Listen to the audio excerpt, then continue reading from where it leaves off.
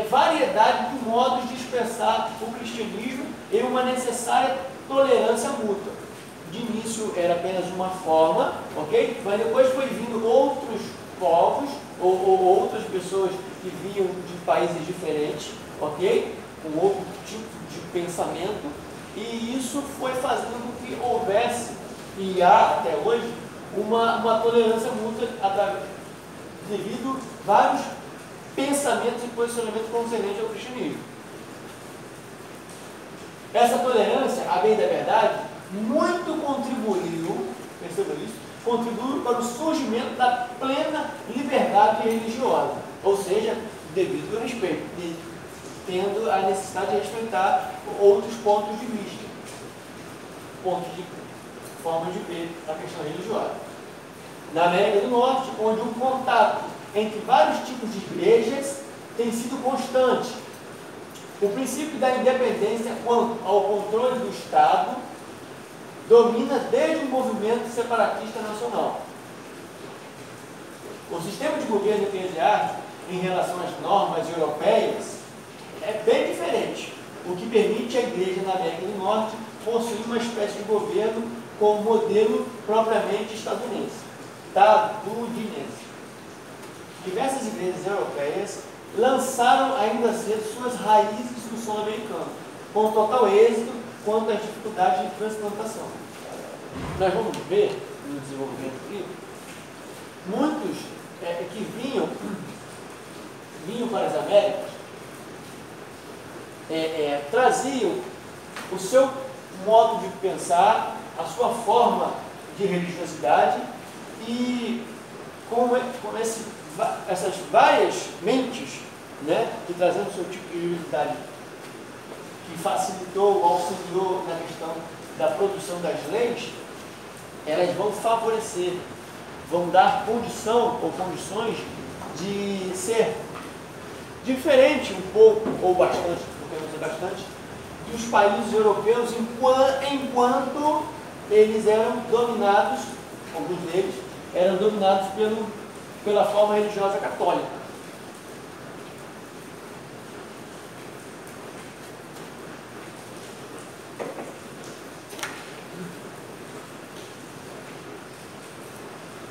O cristianismo americano pode ser visto como parte integrante do desenvolvimento religioso da cristandade europeia. O aparecimento de aspectos subjetivos inerentes do cristianismo implantado na América do Norte revela um novo movimento de caráter exclusivo que daria os novos ditames do cristianismo moderno. Vamos lá. Eles vêm de lá, muitos vêm de lá, mas já vem com a ideia de não necessariamente seguir o pensamento anglicano, ok? Mas vem com a ideia de... Lembra quando nós falávamos sobre trazendo avivamento? Então, muitos deles já vinham com esse sentimento de... não daquele culto mais seguindo os moldes anglicanos, no sentido de um bispo específico e outros segmentos, mas no sentido de trazer uma liberdade maior. Uma liberdade maior, religiosa. As primeiras expedições ao Novo Mundo foram realizadas com a finalidade de descobrir, conquistar e colonizar. As expedições partiram da Espanha, França e Portugal, nações extremamente católicas. Okay? Então, esses que vêm para colonizar os Américas. Por esse motivo, a primeira igreja estabelecida no continente americano foi católica. Lembrando que são esses povos que estão vendo. Por volta de 1492. Quando Colombo, que sempre levava missionários católicos em sua embarcação, descobriu as Américas.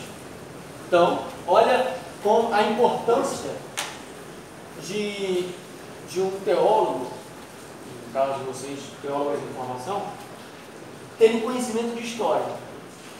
não apenas no nosso campo, mas de história geral.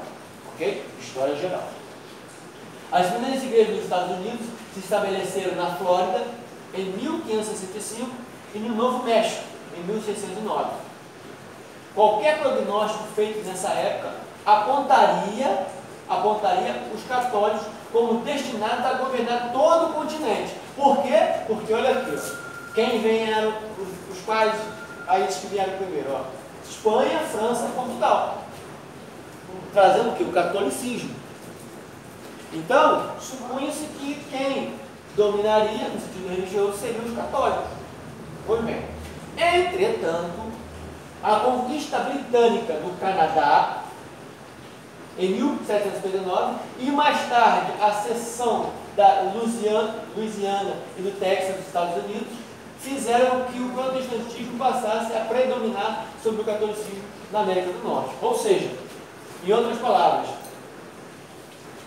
os britânicos e essa fusão aqui, e também no Texas, a questão aqui Louisiana, fizeram com que os outros que não fossem católicos viessem para colonizar e, concomitantemente, trazendo o protestantismo. Vejamos. Não esquece não, tá, Cristiano? Vamos pegar a aula depois. Vejamos. A Igreja Episcopal Inglesa. A Igreja da Inglaterra foi a primeira religião protestante a estabelecer-se na América do Norte.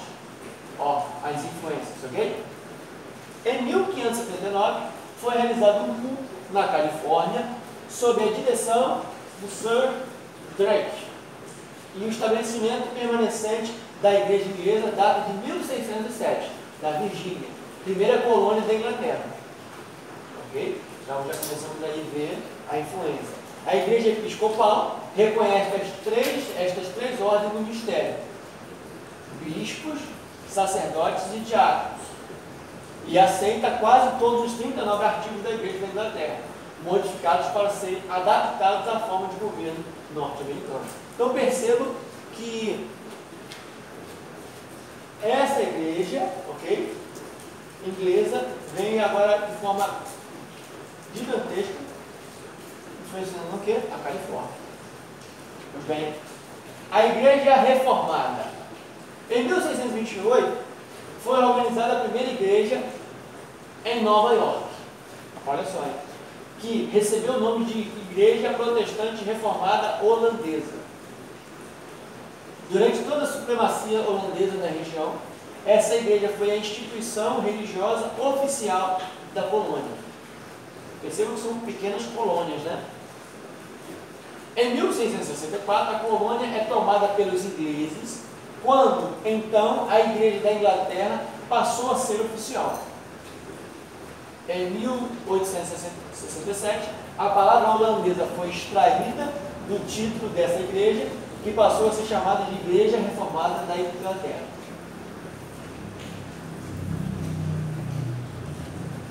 A Igreja Batista. Uma das maiores igrejas existentes na América do Norte é a denominação batista. Os batistas chegaram na América do Norte com Roger Williams, clérigo da Igreja da Inglaterra, que, ao chegar na Nova Inglaterra, foi expulso de Massachusetts por se recusar a aceitar as regras e opiniões congregacionais. Então percebam que já começa a haver uma certa divergência. Roger Williams fundou a colônia de Rhode Island em 1644, de onde os batistas se espalharam por todas as partes do continente. A Igreja Batista dos Estados Unidos é congregacional em seu sistema. O sistema deles é congregacional. Ou seja, o que significa isso? Cada igreja é independente de toda a jurisdição exterior e fixa suas próprias normas. Ou seja, ela independe das outras igrejas batistas. Ela tem as suas condições, as suas organizações, tudo independente das demais. Okay? Ela não é como uma igreja que ela ela deve subordinação, ela se subordina ou ela deve obediência a uma igreja que tem um pastor presidente ou um bispo um sacerdote. Ok? Não é assim. Ela é independente. Muito bem. Igreja luterana. Em 1638, alguns luteranos suecos se estabeleceram perto do rio Delaware e erigiram a primeira igreja luterana da América do Norte. Em 1770, uma colônia de luteranos procedentes da Alemanha fixou-se em Nova York e na Pensilvânia, onde também fundaram igrejas. Em 1748, reunia-se o primeiro sínodo luterano na Filadélfia. Okay? Essa é a igreja luterana, a igreja presbiteriana, tem duas origens. Uma delas é a igreja presbiteriana da Escócia, reformada por John Knox, onde nós abordamos já John Knox, em 1560. A outra foi o movimento puritano da Inglaterra, quando Carlos II tomou o poder, a igreja estatal da Inglaterra conquistou novamente grande influência. E devido a isso, mais de 2.000 pastores puritanos, em sua maioria de ideias presbiterianas, foram expulsos de suas paróquias. Esses acontecimentos fortaleceram a igreja presbiteriana da América do Norte. Vocês tiveram tudo para cá. Ok? Então aí, eles vêm e começam agora a fazer esse trabalho.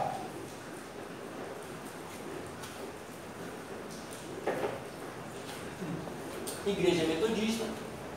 Os metodistas do Novo Mundo existem desde 1766, ok? Quando pregadores wesleyanos locais, naturais da Irlanda, se transferiram para os Estados Unidos e começaram a realizar cultos de acordo com a ordem metodista, ou seja, aquela ordem metódica, né? Aquela ordem metódica, seguindo o método direitinho. A igreja na América Latina, aí já saímos da América do Norte, agora para a América Latina. O avanço do protestantismo na América Latina não tem nada a ver com conquistas políticas. Ok? Pois, desde cedo, os sistemas políticos dessa região sempre se opuseram, foram contra a expansão do Evangelho. Sempre.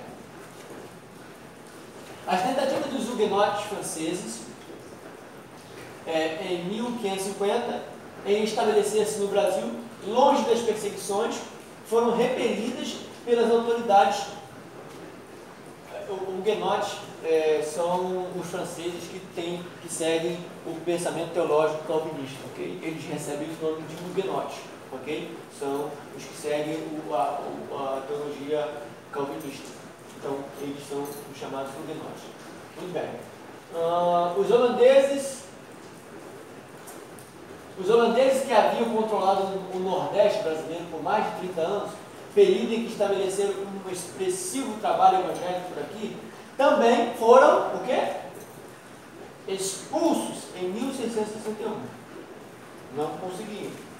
Não obstante, a oposição que sofreu, no final do século XVIII, a causa protestante ganhou asas. E agora sim, foi nesse tempo que as sociedades missionárias congregacionais e metodistas começaram a operar nessa área. Opa, e aí nós começamos a perceber que já vai haver um avanço, ou pelo menos um recomeço, ou, porque não sei, um começo. Também começaram a atuar nas Guianas, ou alguns vão falar Guianas, né? Mas tá bom, também. No começo do século XIX, quando os ingleses e os holandeses controlavam a região. À medida que os países dominados pela Espanha e Portugal ganhavam sua independência, ok? Até então eles estavam subordinados a Portugal e Espanha, logo os católicos, ok? Pensamento religioso católico. Então, à medida que eles vão ganhando independência, muitas leis discriminatórias foram revisadas. E na Constituição desses países, ou seja, as leis, né? O verbo proibir começa agora a ser trocado pelo verbo permitir. Aquilo que era proibido agora começa a ser permitido, ok? Permite-se, por exemplo, o exercício público de outras religiões. Até então era apenas o catolicismo. Ok? Até então era apenas o catolicismo. Agora vem-se permitir outras religiões. Logo, quem ganha com isso? O protestantismo. Muito bem. Com a substituição das leis opressivas por leis favoráveis, as igrejas protestantes começaram agora a crescer. Era nas Guianas que nunca conheceram o domínio espanhol, nem o português, e se achava o maior número de protestantes. Os moravianos haviam chegado ali em 1738, os metodistas também contavam com um grande número de adeptos. Em 1900, as igrejas desses dois pequenos países constituíam quase 50% dos membros das igrejas evangélicas da América do Norte. Olha o avanço. Olha o avanço.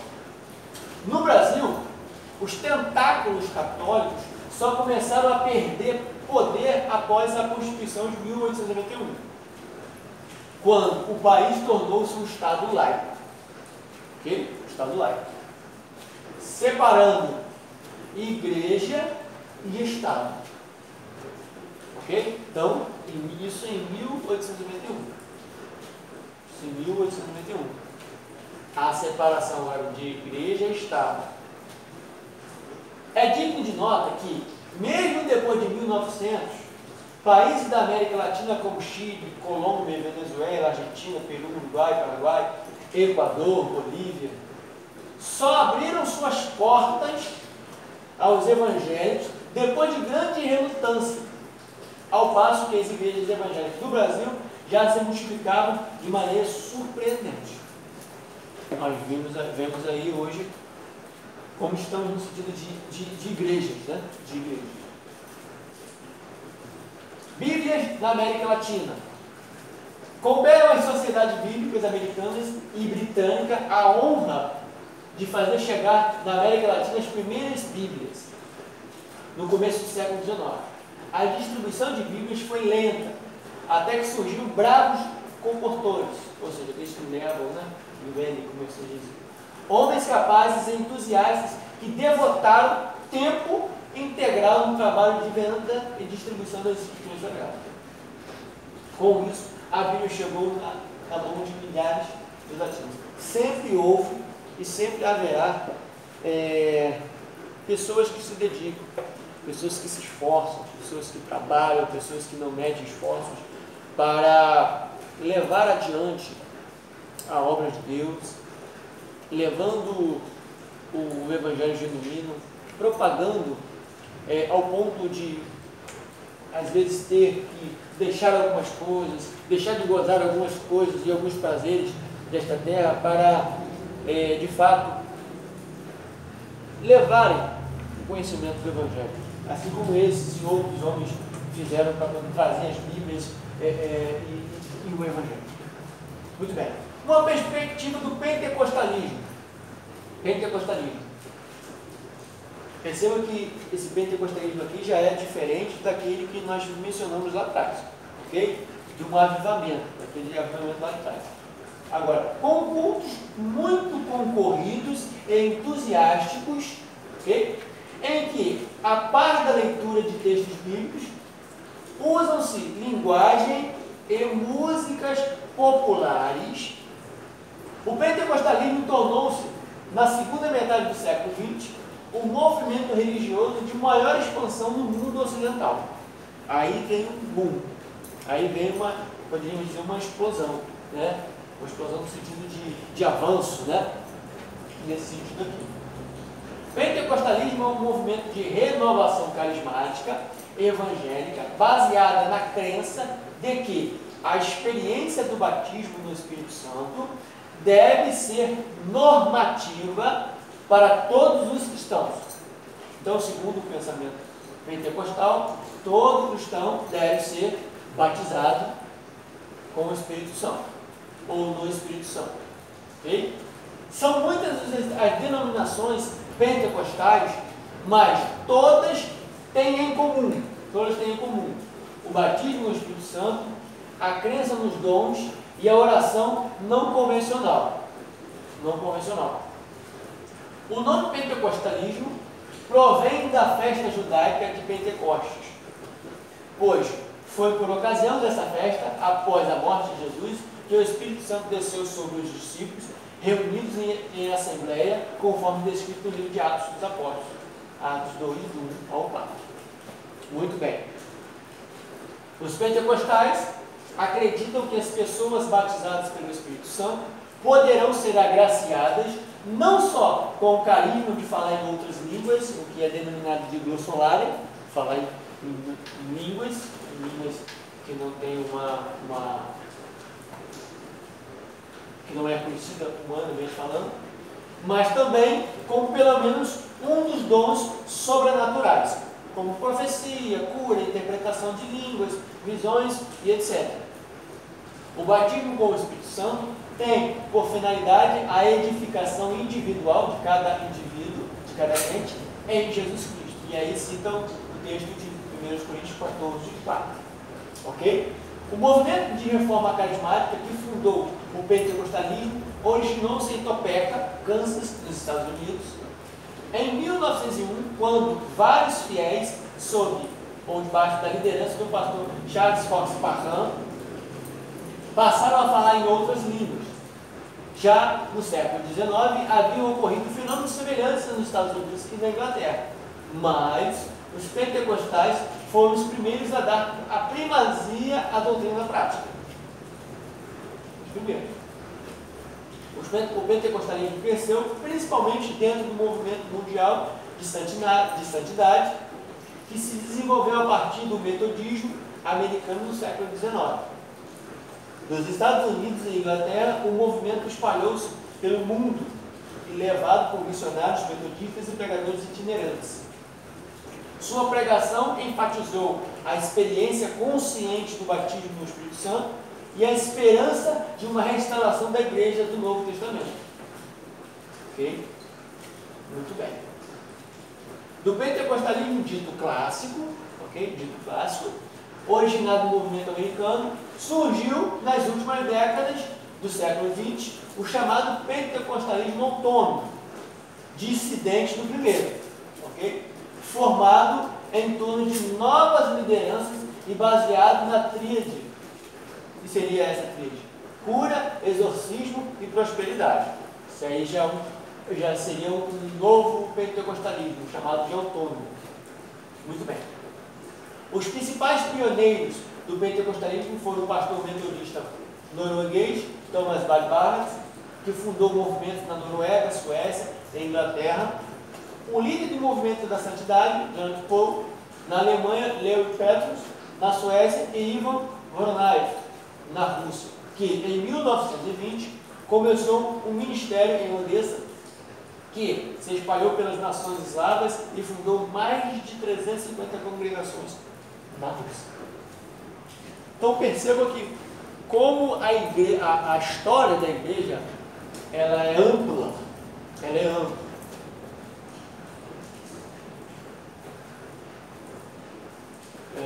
Muito bem. Agora,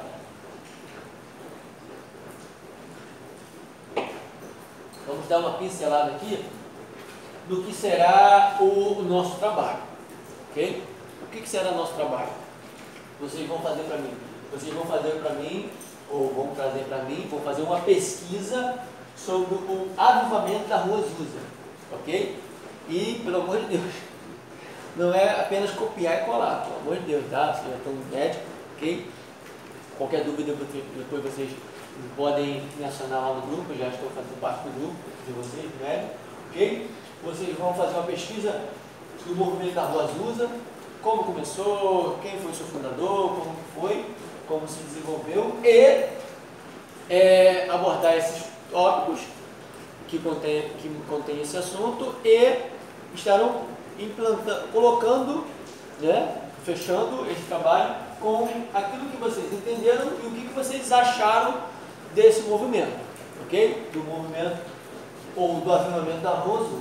Basicamente, esse é o trabalho, ok? Mas depois eu vou ver se eu coloco lá também no canal lá do Zap, direitinho para vocês terem isso registrado. Muito bem, vamos lá. Avivamento da Rua Azusa. Poucos eventos afetaram a história da igreja contemporânea tão extremamente quanto o avivamento da Rua Azusa, cuja explosão é explicada por meio de uma renovação espiritual mundial, calcada em princípios pentecostais. O personagem histórico central desse evento foi o pastor William Joseph Seymour, discípulo de Parham. O movimento desenvolveu-se a partir de um pequeno armazém em Los Angeles, na Rua Azusa 312, justificando assim o seu nome, por isso o movimento da Rua Azusa. A contribuição do pregador Seymour foi essencial, pois se não fosse por ele, talvez o pentecostalismo de Parham não tivesse passado de boatos. Daí para frente, Seymour se tornou um grande anunciador do movimento pentecostal. Em 1906, seus ensinos sobre as práticas de falar palavras desconhecidas trouxeram grande quantidade de adeptos ao pentecostalismo e 2 anos mais tarde, sua igreja já mandava missionários para 25 países. E 25 países trazendo esse entendimento aqui, do movimento pentecostal e aqui, tudo aquilo que contém, né? O advento da Rua Azusa, de fato, estava exercendo profunda força, tanto centrípeta quanto centrífuga, ou seja, tanto ela atraía quanto ela enviava, no caso missionários, como nós vimos no slide anterior, no mundo protestante. Funcionava como um potente imã, atraindo líderes de diversos segmentos do protestantismo, desejosos de conhecerem o que estava ocorrendo ali. Então, muita gente ia só para saber o que estava ocorrendo. E como centro irradiador da mensagem pentecostal, enviando grupos para diversas localidades do país e do mundo. Hoje, há mais pentecostais no mundo do que luteranos, anglicanos, batistas tradicionais e presbiterianos. Então, pentecostal, ou esse movimento aqui, tem muito mais do que todos esses ramos aqui que se seguiram. A maior igreja pentecostal do mundo possui cerca de 700 mil membros e está na Coreia do Sul. Muito bem. Pentecostalismo brasileiro. No Brasil, o movimento pentecostalista começou em 1910, com certeza vocês já sabem, já conhecem, em Belém, Pará, onde os migrantes suecos, Daniel Berg e Gunnar Mink, iniciaram cultos pentecostais numa igreja batista. Logo depois gerou-se um racha, né? Do qual resultou a Assembleia de Deus, que durante muitos anos foi a principal denominação pentecostalista brasileira. Depois ocorreram cruzadas evangelísticas oriundas dos Estados Unidos, organizadas pelo movimento O Brasil para Cristo. Outras igrejas juntaram-se ao movimento, como a Metodista Wesleyana Renovada. Expressiva também foi a contribuição da missionária Emily Saint, fundadora da Igreja do Evangelho Quadrangular, iniciada no Brasil em 1951, por intermédio do pastor Harold Williams. No início de 1970, o bispo canadense Robert McAllister, que aderira ao pentecostalismo nas Filipinas, fundou no Brasil a Igreja de Nova Vida. Em 1977 foi fundada a Igreja Universal do Reino de Deus, que em breve passou a contar com centenas de templos, várias emissoras de rádio e TV e milhões de adeptos no Brasil, além de templos em vários outros países. Muito bem. Hoje, agora, qual é a situação da Igreja Europeia? Hoje, na atualidade. Atualmente, a Europa anda sem Deus. Olha que coisa triste. É irônico que no momento em que o cristianismo celebra seu 2º milênio, o coração da civilização cristã esteja passando por um fenômeno bem diferente.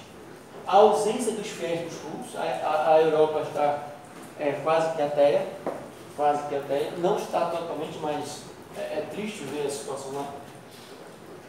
A ausência de fiéis dos cultos, seja tanto católicos quanto protestantes. Basta entrar numa catedral para perceber que há mais turistas fascinados pela arquitetura, que de fato é bela, do que com o fervor religioso. Enquanto teólogos, e aí isso eu mencionei lá atrás, enquanto teólogos debatem as causas da debandada do rebanho cristão, enquanto eles discutem, os números comprovam que, se os europeus ainda oram, o fazem longe da instituição, longe das igrejas, longe das congregações. 67% dos jovens espanhóis jamais vão a uma missa, e muito menos em culto protestante. 67%. A cada ano diminui em 50 mil a quantidade de ingleses que participam das reuniões cristãs aos domingos. Em vários países faltam padres por causa da queda do número de ordenações. Entre os protestantes, o cenário é igualmente desolador. Somente 3% da população comparece aos cultos nos países escandinavos. A cúpula da Igreja Reformada Holandesa está transformando parte de seus complexos religiosos em hotel. Olha, para pagar despesas da manutenção. A Catedral de Canterbury, importância central na fé anglicana, fica vazia na manhã de domingo, o dia mais movimentado em qualquer templo cristão. O Sínodo de Bispos Europeus, convocado pelo Vaticano para discutir o assunto, há 2 anos observou com alarme que são batizados menos da metade dos recém-nascidos nas grandes cidades da Europa. Os europeus são agora uma das populações menos religiosas do mundo, diz o reverendo anglicano Timothy Bradford, professor de teologia na Universidade de Oxford. Olha a situação que está. Olha que situação que está. Onde fomentou, aonde ferveu, né? Teve aquela efervescência desses homens que nós citamos no início da aula e nas outras aulas, já não, parece que não tem mais efeito lá. Olha que tristeza. Muito bem.